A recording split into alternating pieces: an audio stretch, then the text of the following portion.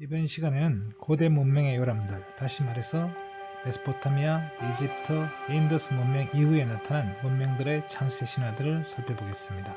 대표적으로 그리스 신화와 히브리 신화, 그리고 북유럽 신화의 창세 신화들을 살펴보겠습니다.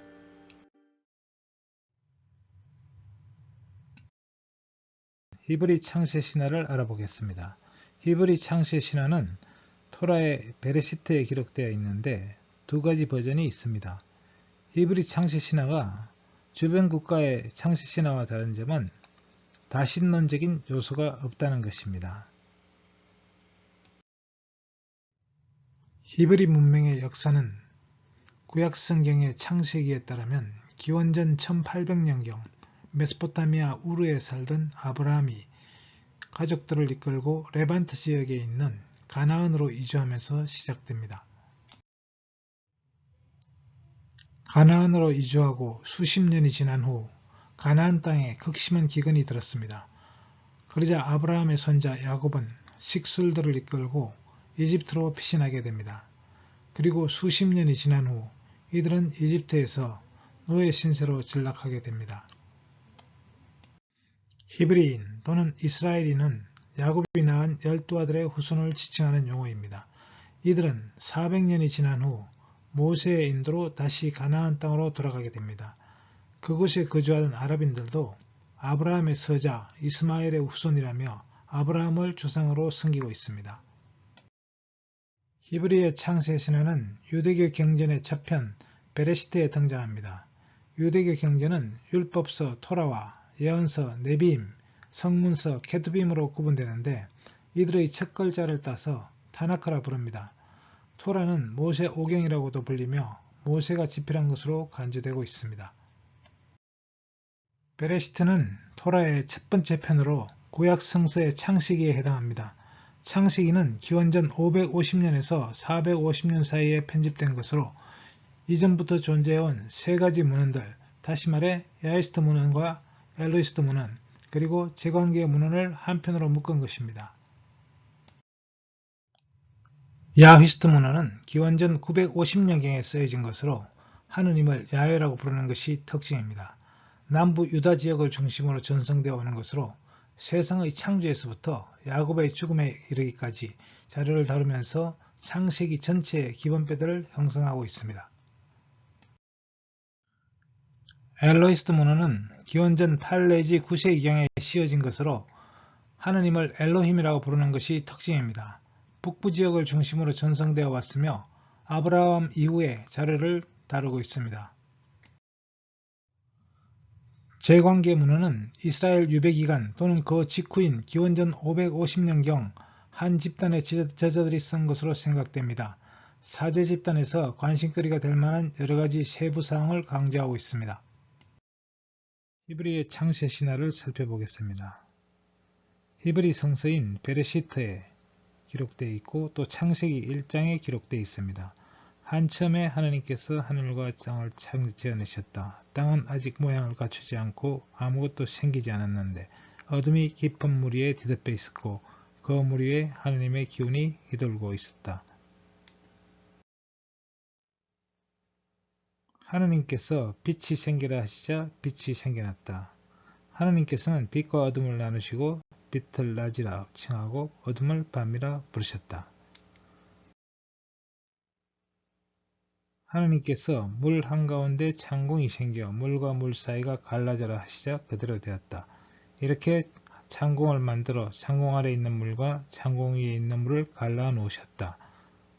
그 창공을 하늘이라 부르셨다. 하느님께서 하늘 아래 있는 물이 한 곳으로 모여 마른 땅에 드러나거라 하시자 그대로 되었다. 마른 땅을 묻히라 부르시고 물이 고인 곳을 바다라 부르셨다. 하느님께서 땅에서 푸른 음이 돋아나거라. 땅 위에 나달되는 풀과 씨 있는 온갖 과일나무가 돋아나거라 하시자 그대로 되었다. 넷째 날 하느님께서 하늘 창공에 빛나는 것들이 생겨 밤과 낮을 갈라놓고 절기와 나날과 해를 나타내는 표가 되어라. 또 하늘 창공에서 땅을 환히 비추어라 하시자 그대로 되었다. 하느님께서는 이렇게 만드신 두 큰 빛 가운데 더 큰 빛은 낮을 다스리게 하시고 작은 빛은 밤을 다스리게 하셨다. 또 별들도 만드셨다. 하느님께서는 이 빛나는 것들을 하늘 창공에 걸어놓고 땅을 비추게 하셨다. 이리하여 밝음과 어둠을 갈라놓으시고 낮과 밤을 다스리게 하셨다. 다섯째 날 하느님께서 바다에는 고기가 생겨 우글거리고 땅 위 하늘 창공 아래에는 새들이 생겨 날아다녀라 하시자 그대로 되었다. 이리하여 하느님께서는 큰 물고기와 물속에서 우글거리는 온갖 고기와 날아다니는 온갖 새들을 지어내셨다. 여섯째 날 하느님께서 땅은 온갖 동물을 내어라 온갖 집짐승과 길짐승과 들짐승을 내어라 하시자 그대로 되었다. 하느님께서 우리 모습을 닮은 사람을 만들자. 그래서 바다의 고기와 공중의 새, 또 집짐승과 모든 들짐승과 땅 위를 기어다니는 모든 길짐승을 다스리게 하자 하시고 당신의 모습대로 사람을 지어내셨다.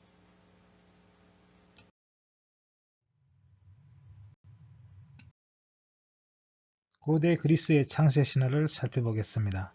고대 그리스인들의 창세 신화는 두 가지 부류가 있는데 하나는 그리스 반도의 선주민들인 헬라스 고이족 창세 신화이고 다른 하나는 이주해온 주민들인 헬라스인들의 창세 신화입니다. 그리스의 창조 신화 중 헬라스 고이족의 창조 신화는 모계 신앙의 토대를 두고 있는 모계 창조 신화이며 그리스 신화의 모태가 된 신화입니다. 에우리노메와 오피온 이야기와 가이아와 우라노스 이야기가 이에 해당합니다. 헬라스인들의 창조 신화는 남성 지배적인 성격을 띠고 있는 무계 창조 신화이며 헤시오도스의 신통기에 나오는 신화들이 이에 해당합니다. 에우리노메와 오피온은 대표적인 필라스고이족 창세 신화입니다. 태초에 혼돈과 어둠이 있었다. 이 혼돈의 바다에서 위대한 만물의 여신 에우리노메가 떠올랐다. 파도 사이에 나타난 이 여신은 바다 위에서 춤을 추기 시작했다. 거대한 물뱀 오피온은 에우리노메가 춤추는 것을 보고 욕망에 사로잡혀 에우리노메와 사랑을 나누었다. 에우리노메가 아름다운 새의 형태를 취해 거대한 알을 낳았다. 오피온은 알이 부화할 때까지 꼬리로 알을 칭칭 감고 있었다. 그 알에서 온갖 생물들이 흘러나와 새로 형성된 대지를 뒤덮었다. 둘은 신들의 거처인 올림푸스 산에서 살았다. 에우리노메는 한동안 오피온을 사랑했지만 오피온은 추악하고 귀찮은 존재가 되었다. 걸핏하면 자기가 살아있는 모든 것들을 양육했다고 큰소리를 쳤던 것이다. 에우리노메는 오피온이 지겨워져 자기 발꿈치로 오리온의 머리를 짓지었다. 다음은 가이아와 우라노스 이야기입니다. 어머니 대지인 가이아는 혼돈 속에서 나타나서 잠을 자던 중 아들 우라노스를 낳았다. 하늘나라에 자기 자리로 올라간 우라노스는 어머니에 대한 감사의 마음을 비로 만들어 내려보냈다. 이 비가 땅을 비옥하게 만들었고 그로 인해 땅속에서 잠자고 있던 모든 씨앗들이 생명을 얻게 되었다. 다음은 헤시오도스의 신통기에 나오는 헬라스족의 창세 신화를 살펴보겠습니다. 태초에는 아무것도 없는 혼돈 자체인 카오스만이 존재했다. 그러던 어느 날 카오스에서 대지의 여신 가이아가 태어났다. 카오스가 밤의 신 닉스와 어둠의 신 에레보스를 낳는 동안 가이아는 홀로 하늘의 신 우라노스와 산의 신 우로스, 바다의 신 폰토스를 낳았다. 가이아는 우라노스와 관계를 맺어 12명의 티탄 신과 키클롭스 삼형제를 낳았다. 태초 신들의 계보를 정리해보면 다음 표와 같습니다. 이 신화는 헤시오도스의 신통기에 나오는 것입니다. 카오스로부터 가이아, 에로스, 타르타로스, 에레보스, 닉스가 태어났고 가이아는 홀로 우라노스, 우레아, 폰토스를 낳았습니다. 가이아와 우라노스 사이에는 다시 12명의 티탄 신들과 키클롭스, 헤카톤 케이레스와 같은 거신들이 태어났습니다. 우라노스는 키클롭스와 헤카톤 케이레스를 흉물스럽다며 타르타루스에 가둬버리자 이에 분노한 가이아는 낫을 만들어 아들 크로노스에게 우라노스의 난근을 잘라버리게 한다. 우라노스의 난근이 잘라지며 허름 피해서 기가스와 복수의 여신인 에리니에스가 태어났고 바다에 떨어진 난근에서는 미의 여신 아프로디테가 태어났다. 신들의 왕이 된 크로노스가 어머니의 부탁을 무시하고 형제들을 풀어주지 않자 분노한 가이아는 크로노스도 우라노스처럼 자식에게 쫓겨날 것이라고 저주를 퍼붓는다. 크로노스는 자식에게 왕위를 뺏길까봐 부인 레아가 자식을 낳을 때마다 삼켜버린다. 막내였던 제우스는 레아의 기조로 살아남아서 잡아먹힌 형제들을 구출하고 아버지 크로노스와 티탄들을 몰아낸다.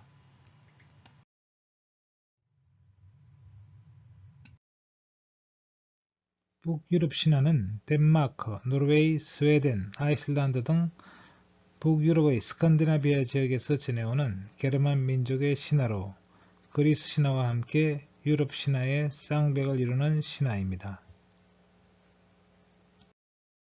북유럽 신화는 게르만 신화의 일부이긴 하지만 북유럽인들은 다른 게르만 종족보다 몇 세기 늦게 그리스도교로 개종했을 뿐 아니라 개종 후에도 옛 신화를 이야기하고 이를 발전시켜 풍부한 신화 기록을 남겨서 게르만 신화가 아닌 노르드 신화 혹은 북유럽 신화라 불리고 있습니다. 북유럽 신화에는 다른 민족들의 신화와 구별되는 독특한 세계관이 들어있습니다. 북유럽 신화의 세계관은 전승에 따라 약간 차이가 있기는 하지만 9개의 세계가 세계수라 불리는 물풀의 나무 위그드라실에 매달린 구조입니다. 위그드라실의 가장 높은 곳에는 에시르 신족의 세계인 아스가르드가 있고 무지개 다리 너머에는 또 다른 신족인 바니르 신들의 세계인 바나헤임이 있습니다. 그리고 그 옆에는 신적 능력을 가진 거인들의 세계인 요툰헤임이 있습니다. 위그드라실의 중간층에는 비트 요정들이 거주하는 알프헤임과 인간들의 땅인 미드가르드 그리고 재주가 많은 드베르그 족속이 사는 니다벨리르가 있습니다. 위그드라실의 맨 아래층에는 검은 난쟁이들의 땅인 스바르트 알프헤임과 얼음의 세계인 니플헤임 그리고 죽은 자들의 땅인 헬헤임이 있습니다. 매우 정교하고 복잡한 구조로 되어 있는 고대 북유럽인들의 우주론은 창조의 순간부터 시작됩니다. 태고의 우주는 하늘도 땅도 바다도 없이 텅 비어 있었으며 오직 지옥의 10년만이 그의 꼴을 드러내놓고 있었습니다. 지옥문의 남쪽으로 화염의 나라 무스펠헤임이 있고 지옥문의 북쪽에는 얼음의 나라 니플헤임이 있었는데 그곳에서 흘러내린 얼음물은 동물이 되어 지옥으로 흘러들어오고 있었습니다. 그 사이에는 긴눈 가가파라 불리는 거대하게 넓은 빈 공간만이 있었는데 이곳은 혼돈의 암흑 그 자체였습니다. 무스펠헤임에서 불어오는 열풍에 니플헤임의 얼음이 녹아 수증기가 생기고 그 수증기는 열풍을 보내는 자의 힘에 의해 생명력을 얻어서 거인 이미르로 탄생하게 됩니다. 이미르는 서리의 거인족의 시조입니다. 이미르는 얼음덩이에서 태어난 암소 아우둠나의 젖을 먹고 자랐는데 암소가 얼음덩이 위에 누워 바위를 핥고 있을 때 부리가 태어났습니다. 부리는 보르라는 자식을 얻었고 보르는 거인족 처녀 베스텔라와 결혼하여 오딘과 배 빌리를 낳았습니다. 오딘과 배 빌리는 거인 이미르를 죽이고 그 시체로 지옥의 시면을 막아 대지를 만들었습니다. 피로는 바다와 강과 호수를 만들고 뼈로는 바위를, 머리카락으로는 나무와 돌을, 뇌수로는 구름을, 두개골은 공중에 던져 하늘을 만들었습니다. 이미르가 흘린 피는 바다가 되고 여기에 아우둠나와 모든 거인이 빠져 죽습니다. 베르겔미르라는 거인은 그의 아내와 함께 살아남아 모든 거인의 조상이 됩니다. 북유럽 신화의 천지창조 과정은 신들 이전에 거인이 등장하고 거인을 살해하여 그 육체로 세계를 만드는 내용을 토대로 하고 있습니다. 이는 도살에 익숙해 있는 묵중민들의 사고가 신화 속에 반영된 것으로 보입니다.